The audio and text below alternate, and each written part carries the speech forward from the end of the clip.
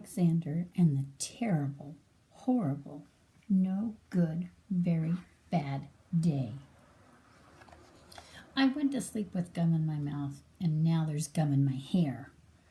When I got out of bed this morning, I tripped on the skateboard, and by mistake, I dropped my sweater in the sink while the water was running.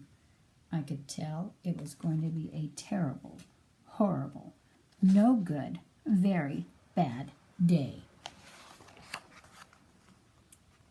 At breakfast, Anthony found a Corvette Stingray car kit in his breakfast cereal box, and Nick found a junior undercover agent code in his breakfast box cereal.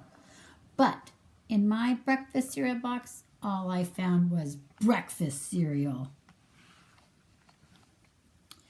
I think I'll move to Australia. In the carpool, Mrs. Gibson let Becky have a seat by the window. Audrey and Elliot got seats by the window too. I said I was being scrunched. I said I was being smushed. I said if I don't get a seat by the window, I'm going to be carsick. No one even answered. I could tell it was going to be a terrible, horrible, no good, very bad day. At school, Mrs. Dixon liked Paul's picture of a sailboat better than my picture of the invisible castle. At singing time, she said I sang too loud. At counting time, she said I left out 16. Who needs 16? I could tell it was going to be a terrible, horrible, no good, very bad day. I could tell because Paul said I wasn't his best friend anymore. He said that Philip Parker was his best friend, and that Albert Moyo was his next best friend, and I was only his third best friend. I hope you sit on a tack, I said to Paul. I hope the next time you get a double-decker strawberry ice cream cone and the ice cream part falls off the cone part and lands in Australia. There were 2 cupcakes in Philip Parker's lunch bag, and Albert got a Hershey bar with almonds, and Paul's mother gave him a piece of jelly roll that had little coconut sprinkles on the top. Guess what Mother forgot to put in dessert? It was a terrible, horrible, no good, very bad day.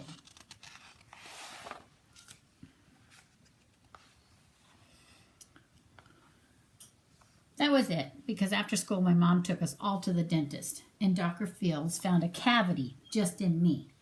Come back next week and I'll fix it, said Dr. Fields. Next week, I said, I'm going to go to Australia. On the way downstairs, the elevator door closed on my foot, and while we're waiting for my mom to get into the car, Anthony made me fall where it was muddy. And then when I started crying because of the mud, Nick said I was a crybaby.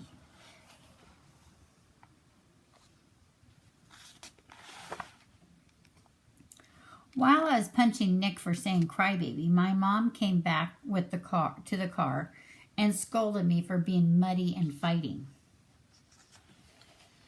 I'm having a terrible, horrible, no good, very bad day, I told everybody. No one even answered.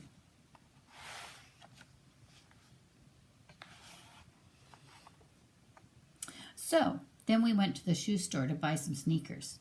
Anthony chose white ones with blue stripes. Nick chose red ones with white stripes. I chose blue ones with red stripes. But then the shoe man said, sorry, we're all sold out. They made me buy plain, old, white ones. But they can't make me wear them.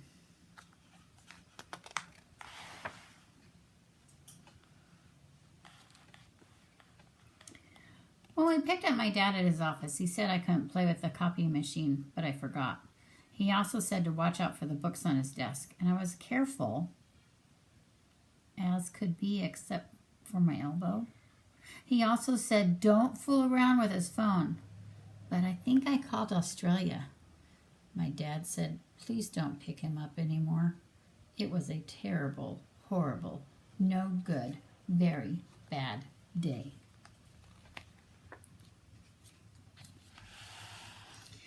There were lima beans for dinner, and I hate lima beans. There was kissing on TV, and I hate kissing. Blech.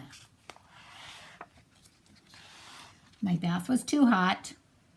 I got soap in my eyes. My marble went down the drain, and I had to wear my railroad train pajamas. I hate railroad train pajamas.